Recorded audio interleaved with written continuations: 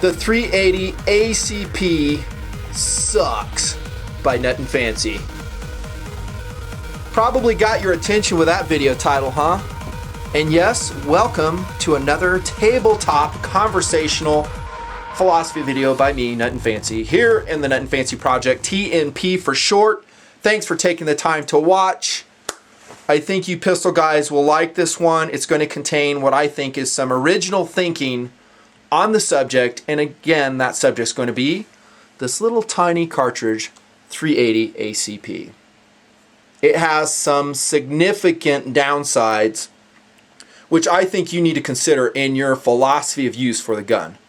I don't hear a lot of talk about it, consistent talk on the 380 ACP, and more importantly, I need this as a foundational video for, yes, future reviews on 380 ACP pistols, some of which are on the table and previously reviewed here in TNP, and they are outstanding for the type. How about the SIG P238? I'll annotate these if I've reviewed it as I go along. What a great little 380 ACP bullet launcher this gun is. 1911 battery of arms, things I've talked about there. Kel-Tec P38T, the very first 380 I reviewed in TNP, still very highly recommended, very similar to, of course, the Ruger LCP, also a great option. Quintessential, perhaps one of the most beloved 380 ACP pistols of all time, the Walther PPK, to be reviewed. Love the Walther PPK, and I love pretty much every pistol on this table, no doubt. However, they're all chambered for, again, the 380 cartridge, and there are some significant downsides that we are going to talk about now. Not just of the cartridge, but of the form factors which are designed around it. Okay, and when we talk about the 380 ACP and why it sucks, tongue-in-cheek, of course, you need to consider it against the competition. And the competition for several years running now are guns like these. 9mm chambered, 9mm like this, Kel-Tec PF9 is a great option. How about the Car PM9? There's some other ones out there too. Walther PPS, the Kimber Solo just came out. Springfield EMP, the Slimline 9s from Taurus, more to follow. This is a competition, and this is the comparison and contrast I'm going to draw in this video. I'm going to talk about ergonomics, size and weight considerations, power factor, yes, we have to address that, and economy, which is probably the most often forgotten, and it is very, very important when you decide which pistol you're going to carry. Let's start off with size and weight constraints. SAWC, I've said that forever. And if you harken back to my obligation of carry video posted October 2008, one of the key tenets I put forth in that video is the importance of having a gun on you at all times as a CCP, CCW holder. Okay, and how I've heard lots of big talk about guys saying, well, I would never carry this diminutive, underpowered gun. I believe in a 45 at all times, and yet when I, do a gun check on them, they don't have it. All that still is in place. I still believe it. It is solidly proven in my own carry experience as a civilian, is that you should have a gun on your person at all times, and oftentimes a 380 is what fits best into your system. Okay, you need to understand that, and understand what your system is.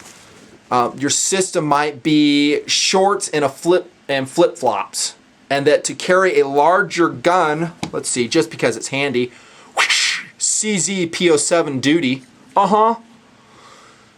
probably wouldn't fit into the shorts and flip-flops motif so much. By the way, I don't recommend ever wearing flip-flops.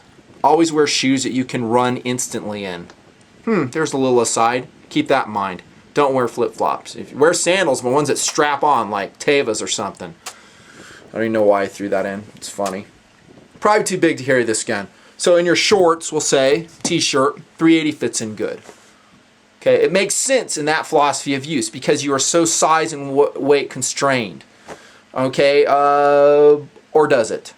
Okay, and this is where I'm going to branch off a little bit. P3AT, 9.2 ounces, which is extremely lightweight, very slim, easy to carry. Remember that slimness is one of our most important attributes in our choice of a concealed carry pistol. It really, really is. Compared against this, Dude, night and day. Yeah, and this is representative of any number of full-size or supposedly compact, you know, mid-size service pistols. Reference P228, Glock 23, Glock 19. Reference my compacted ain't video. I talk about that there. Okay, but we're not really comparing this. We're comparing this. Okay, so back in October 2008, that's come now around 3 years ago or so. I've carried a lot since then. Pretty much everywhere I go, I have a gun on me, and I have several 380s in the inventory, to include this gun, P3AT. What percentage would you guess that I have actually carried this versus this? How about 0? I wouldn't say 0, but pretty darn close. And in very few situations, I found it impossible not to be able to integrate the PF9. And again, the PF9 is a representative of the type. Very thin, lightweight, 9mm pistol. Maybe it's a 40 if you have it. PM40 from Car would be an example. Okay, so maybe in that t-shirt and shorts example, you may be thinking you can only integrate a P3AT when in fact, for just a few ounces more, okay, maybe it's more than a few ounces, because this with a magazine, 15 ounces. 15.2 to be exact on my scale. Empty, about 13 ounces. So yeah, you're taking on, you know, 6 more ounces. And you know me, I harp about weight, but we're going to talk about what you get in return. And remember, I always harp on that as well, is that I don't mind carrying more weight if I get a lot more in return. You're going to get a lot more in return by upping the ante to a 9mm compact, truly compact pistol.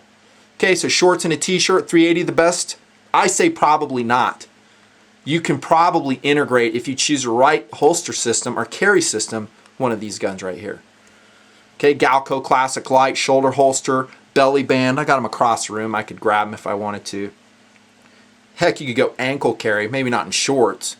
Fanny pack, you know, fake cell phone, pager, holster, whatever. Some guys, I never use those, but some have. Thunderwear, whatevs. You can integrate this. How about backup pistol? You're a police officer, law enforcement dude.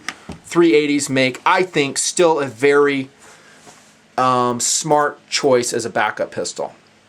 In this philosophy of use, size and weight constraints are very important. We're strapping something to our ankle and we're carrying it with us all the time, at least on duty. Okay, now we're looking very carefully at size, we're looking very carefully at width, and we're very carefully at extra ounces. Remember, if you're a law enforcement type, you're carrying a lot more than just the guns, flashlight, cuffs, radio, extra ammunition, non-lethal, whether it's a taser, pepper spray, and that adds up to a lot of weight. In that role, I still think the 380 ACP is a smart choice. Okay, do you see why I use the term philosophy of use, by the way? It means that you've put thought into your choices, rather than using the word, I don't know, application. Okay, that we've thought about it. In the role of backup gun, where I'm already carrying a lot of weight, 380 ACP, probably still a very smart choice. The flattest, smallest. I probably would not go with a 32 ACP. I would at least go with a 380, especially since the size is basically the same between the two. Backup gun, 380 still makes a lot of sense. Also, a new term I'll throw out there, I'm going to call it super carry. Super carry means that all the time I'm carrying my gun on my person. Even in the house, I have my super carry gun with me. A super carry gun is one that's so small, so lightweight, so comfortable, so I really never feel the need to take it off ever, ever, ever. And so I just wear it all the time. SIG P238 might fall into that category. Okay, but that's a make sure I get the weight right on that. 14-ounce gun with a empty mag in it. Is it a super carry gun? Could be. For me, I find that the Kel-Tec PF9, maybe the Car PM9, almost, not quite, gets to the realm of super carry gun for me. One that I can have on me all day long and I just never feel the need to take it off. The 380s, I have to be honest, fill that role better. And by the way, as I crank along in the video, I'm going to intentionally ignore probably 38 specials and other calibers. This is basically between 9mm and 380 that I'm positioning this video and the philosophy, okay? Hang with me. Another term coming at you, speaking of hanging. How about, what am I going to term this? I wrote it down. Oh yeah, I know, me and my terms, it's just hilarious. Threshold of armament. What I mean by that is, how much weight can you personally take and still be comfortable? And this is a highly individual thing, and I've heard all kinds of different philosophies and arguments heated on both sides. Let's not have that in the comments, by the way. Threshold of armament is different for every person. Some people might be totally comfortable with packing the P07 duty with them wherever they go.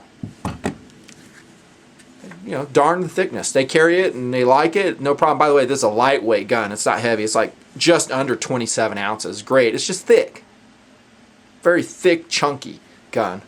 Maybe it's a Glock of some sort. Maybe it's a 1911 of some sort. And their threshold of armament, that system rocks.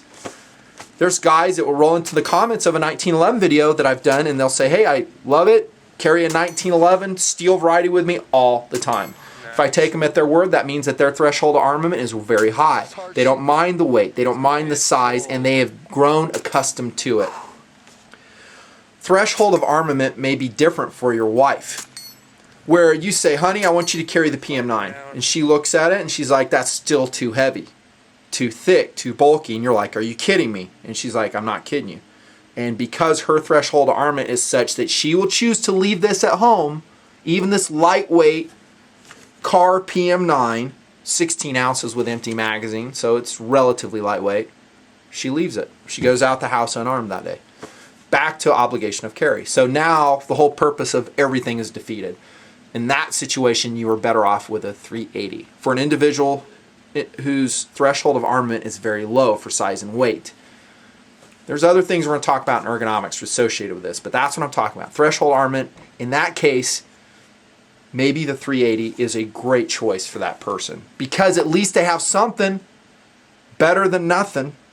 And oftentimes, I kind of want to address this head on in this video, is that 380s are considered, I'm going to roll into Diamondback 380 just for the heck of it, the ladies' gun. Honey, I'm going to buy you a 380. And again, it might harken back to the weight. A lot of women, a lot of gals don't like the heavier guns, the thicker guns, and so boyfriends, husbands hook them up with a 380. Okay? Again, for size and weight, that makes sense. And I'm going to go ahead and flex into ergonomics right now. For ergonomics, it may make bad sense. These pistols, like I've said in my tabletop reviews, are very hard to shoot accurately. Anytime we reduce the size and weight of a gun to certain limits, tougher to shoot. This little tiny gun right here, the Diamondback 380, I think has excellent ergonomics. Squared off trigger guard, which personally I love. Look how thin it is. Very, very thin. Yep. Compact, lightweight. This sucker only weighs an amazing, did I even write it down? I didn't. I'll annotate it. Insanely light. The Diamondback 380. So for your woman, maybe it's a good choice, but it's hard to shoot. Very hard to shoot accurately. Has a very shortened grip circumference. And again, let's roll in the competition, PF9. Longer grip. More to grab onto. How about extracting the gun from your carry method? You know what's important for that? How about something to grab onto, especially when you're under stress? All these 380s on the table, maybe not the PPK, that has more of a, it's still small, but it's harkening more along the lines of a medium-sized grip. But the P238, P3AT, LCP, DB380, on and on, they have tiny little grips, which is good in the roles that we've defined. Backup gun, super carry gun. Makes them hard to get out there. Makes them hard to get in the fight. Makes them hard to hold on to. And also, they're pretty snappy still. Well, I like a 380 for my woman because it's softer to shoot. Oh, really? To hit them all. Have you shot a 380 in this size before? Or recently? You will find that there's really not a heck of a lot of difference between these two guns as far as shootability and recoil. Why? Because this is super light, shooting a medium powered, some would say lower powered cartridge. But because size and mass is diminished, it's going to recoil and be snappy. Just like the PF9. You know, in a 15 ounce 9mm, yeah, when you load it up, especially if you go plus P, snappy. But the 380, my point is not that easy to shoot. Factor in the poorer sights. Now the DB 380 actually, I think, has, for the type, excellent sights. 3-dot variety, they're very low profile. You know, compared to, I don't know, let's throw the PF9 up there again. Similar. PF9s are a little bit higher, easier to pick up. How about the P3AT from Keltec? Our friends at Keltec. Sights suck. Yeah, LCPs are a little bit better, I think I said in my reviews. Not much. Now these two are, in a way, kind of an anomaly. The P238, excellent sights. Tritium, no less. I mean, how often do you see that in a 380? And then, of course, the Walther PPK sights. Low contrast there, see stainless steel. But still, I would say, in most cases, not all, a compact 9mm sight's going to be better, easier to hit with. The smaller grips are something to contend with, and actually the whole small form factor, getting the gun out, employing it, hanging on to it, shooting it accurately at anything less than, I'm talking 3 feet, for some people might be difficult. So between the two, Ergonomics, which is best? Right here, baby. Overall, it's not even a contest. When you're talking about shootability, longer grip length, better sights, longer sighting radius, makes it easier to hit with. Okay, that's what I'm saying. Ergonomics are better. Size and weight considerations, if I didn't say so, generally will fall into that. Most times you should be able to integrate in a truly compact 9mm into your system, unless it's an ankle gun, which, like I said, right here. Moving on. Here comes the fun part. Oh, so fun. I could spend a whole video on this, but I'm not going to. How about power factor? 380 ACP. This is a HydroShock 90 grain. It's been my carry load in 380s for years. But did you know what? There's so many considerations. Here's one. It's rare out of these little tiny pistols you see on the table that you will get full expansion of the 90 grain HydroShock. It's very rare, especially if that plugs up. Drywall, fabric, it's going to function just like an FMJ pretty much, and, you know, not expand. Roughly on the order of 950 feet per second is what a 380 will push out. Actually, it's probably going to be less than that, probably around 900 feet per second. 900 feet per second if you chrono it. 9mm. We'll say on the order of about 1150 feet per second. In real world, probably less than that, maybe around 1,000 feet per second. Out of this gun, the PM9, the PPS, you name it. Kimber Solo, doesn't matter. What's that? The SIG P290. They'll all be about the same. Short barrels, although the powders of today's cartridges, at least the higher end ones, burn faster. Okay, so let's take those numbers into consideration. Here's a 115 grain. No, that's just an FMJ. I don't know if I have one on the table. Yeah, it's not a great representation, so I'm not going to show it to you. But here's 90 grain HydroShock. If we were to put it up against, I don't know, 115 grain, standard pressure 9mm, you're looking at velocity. The 9mm is going to be about 20% faster. And again, these are flexible numbers I'm throwing at you. Okay, we could spend all day in the details of this, and I don't think most people are interested, and I'm not interested. I am interested, however, in overall averages. 20% faster. If we look at feet-pound or foot-pounds, probably around 60 to 65% better in the 9mm loading. Roughly 200 foot-pounds delivered by a 380 ACP versus a 9mm around 340 pounds, and that's standard pressure 9mm. That's significant. I take maybe 6 extra ounces over these two guns, but I'm getting maybe 70% more foot-pounds of force delivered to the target. Okay, 380 has killed a lot of bad guys in their times, no doubt. Gangbangers use it all the time. So statistics all over the map, and we could roll in a lot of stopping percentages, maybe Evan Marshall stuff, which is, you know, contested at some quarters. I will say this, though. Shoot the biggest cartridge you can comfortably. Carry the biggest gun you can comfortably with high percentage. I've always said that. If your threshold of armament, like I said earlier, is very limited, you might be stuck with a 380 ACP. I recommend you upgun, especially when you can get a form factor like this. 13 ounce, 9mm without the magazine, 15 with. Dude, seriously? Yeah. Generally, it's going to produce a bigger wound channel too. About 40% is what I'm going to throw out there. Okay, and again, there are so many variables in exactly how that round is going to perform in the bad guy. And I'm not a ballistics expert. I don't purport to be, nor will I ever do the testing and time and expense that would be needed to be such. And I think there's some great voices out there already that do great service to the self-defense community in that realm. Look them up. Do some reading. But the 9mm, I will say, blows away the 380 in that regard, in realistic velocities and in proven track record. To get good at shooting any of these guns on the table, you are going to have to practice. And yes, they are all difficult to shoot, at least shoot well. Whether you're talking the PM9, P238, PPK, whatever gun you want, you're going to have to practice. So a review of SAWC, ergonomics, and power factor, I think in most cases, still places the compact 9mm in the lead, dominating over the 380 ACP. It really pulls ahead in our last category, and that is economy. How are you going to practice if you cannot afford to shoot the ammo? Have you priced 380 ammo lately? And one reason I've waited on making this video, I was going to make it like 2 years ago, but I was waiting to see what would happen to the price of 380 ammo as time went on. I was hoping that it would go down. It has not. And the reason I was hoping it would go down is because so many 380 pistols have been sold.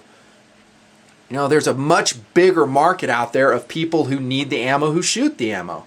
I was hoping that because it becomes more, as it became more prevalent, commercially successful, the price on all types of 380 ammo would drop. That has not happened. In fact, if anything, it's gone up. Whether you're talking premium defensive ammo like the HydroShock 90 grain, or you're talking about FMJs, just practice fodder, prepare to fork over some dough to practice and get good with your 380 ACP. Out of everything that I've identified in this video, I think that is the biggest downside of a 380. The cost to get good, to practice. Generally 60% more than 9mm? I know, it's crazy. 60% more cost for FMJ rounds for practicing than 9mm. And I'm discounting reloading. I don't think most shooters who have 380s reload. I know me, I don't have time to reload. So yes, just like you, I'm buying my ammo, need to practice, need to get good. And every time I shoot through a box of 50 of FMJ 380s, I'm just cringing. I cannot believe the cost. And that's if you can find them. In the last 2 years, we've gone through times when you could not even find 380 ammo on the shelf. So again, we look back to its competition, the compact, truly compact 9mm. Would you ever imagine it's more cost effective to practice and get good with this than that? Most people would not. And another key reason I'm making this video is to wake people up, at least my subscribers, team peers out there, of the 380 is a conditional use pistol. Under certain philosophies of use, under certain conditions, it makes a lot of sense. We talked about that under SAWC, under POU. And a lot, it does not make sense. And it is not the best choice, especially if you ever intend on establishing a level of proficiency that may save your life with a gun. You'd be better served by one of these guns. And I'm not being myopic here. Any of the compact 9s which I've mentioned or which may come out in the future. How about compact 40s? Well, I'll say what I've always said. We're really looking at size and weight. And so I want more rounds. I want the absolute thinnest profile I can carry. The lightest weight I can carry when we're talking about the 9mm. Or I should say compact pistols. For me, that means a 9mm. You may choose a 40, and that's absolutely fine. By the way, I love the 40. I think the 40 is a great all-around cartridge. Some differ. I love the 40. But when size and weight constraints are really tight, I'll choose a 9. And I'll make my hits count. Getting back to practice. Getting back to being good with your gun of choice. That is, if you can afford to shoot it. Can you afford to shoot your 380? I bet you most 380 owners out there probably don't shoot 100 rounds a year. Maybe less than a box a year. And I think one of the biggest factors is a cost of ammunition. Yes, there's a lot of other stuff involved too. Time, making time to go to the range. It's expensive though, man. 380 is expensive. I was really, really hoping it would change as the years went by. It hasn't. It ain't just economy though, and I'm wrapping it up right now. Size and weight constraints.